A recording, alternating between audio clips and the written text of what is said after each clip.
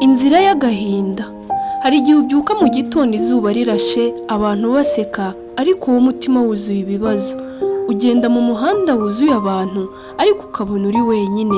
Bikarutwa no kwibera mu ishyamba, wababara ugatunganya ibiti bitagusubiza, aho kwakirwa n'abigize beza, kandi ari nk'igicu gikubye mu mitima yabo.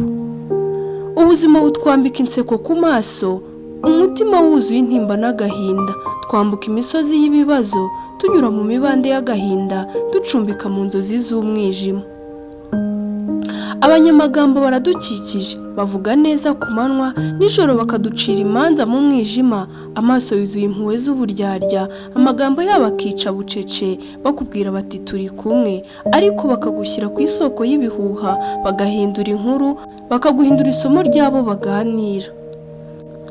Abanyamashyari bo baratwitegereza, ntibishimira ko duhumeka. Intambwe yawe imwe ibihwa ribahanda, ibyishimo byawe bikababera umubabaro. Bagushinyagurira mu ibanga, dore ko badatana no gusenga, bihisha mu ishusho yo kwera.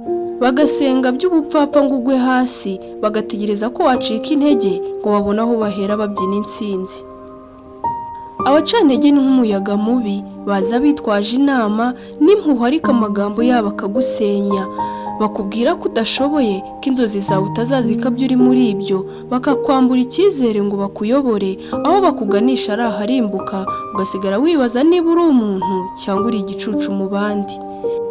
Hari n'abarozi, abo barimburira kumara, bagusengera nabi mu ibanga, bagashyiraho n'imitongero y'amagambo mabi, bakagukurikiranira mu ntera zitagaragara, ukibaza impamvu ibintu byakomeye nyamara barakurangije kera. Ubuzima buratubabaza, ni amahwa tubaza impamvu twavutse, n'inshuti zigahinduka abanzi. Abo wagiriye neza bakakwitura inabi, amarira agatemba nijoro, ukaryama wishe mu musego kugira ngo isi itabona kurira. Twiga kwihangana buri munsi, tukiga guceceka kenshi, twambara imbaraga ku manywa ngo ab'isi batabona intimba yacu. Hari ubwo wifuza kubwira isi uti ndababara, ariko ijwi rikaguma mu muhogo. Ariko nubwo byinshi biturushya, imitima y'abantu ikatubabaza, hari ikintu twese tutabasha guhunga, ni urupfu. Ruhagaze bugufi yacu nk'umucamanza ucecetse, ntirurobanura umunyembaraga n'umunyantege nke, ntirurobanura umunyamagambo cyangwa umunyamashyari, ntirurengera umucamanza cyangwa urucibwa, rugera kuri twese. Umunsi umwe ayo magambo bavuga azaceceka, ayo mashyari azashira, abacantege bazasigara bavuga idahiye, abarozi bazasigara baraguza mu ivu, kuko ubuzima ari urugendo rugufi kandi iherezo ryabwo ni umukungugu.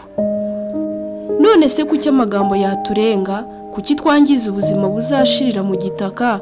Kuki duteranya abo tuzasiga ku isi? Niba ejo tuzasubira mu butaka bumwe, reka twemere turi abantu, dushyire hamwe nk'abagenzi bacumbitse mu isi bazataha. Reka twubake aho gusenya, kuko nyuma y'urugendo rw'agahinda, nyuma y'amarira n'ibikomere, hazasigara imisozi itazi niba warabayeho, n'inkuru y'uburyo twabaye abantu. Ibyo nibyo bizasigara. Tugire umwete wo kubana n'abandi mu mahoro, kugira neza nk'irarye ry'abazadukomokaho. Ibisigaye dukomerere mu mwami, urukundo ruba intangiriro ya byose. Wiheranwa n'agahinda.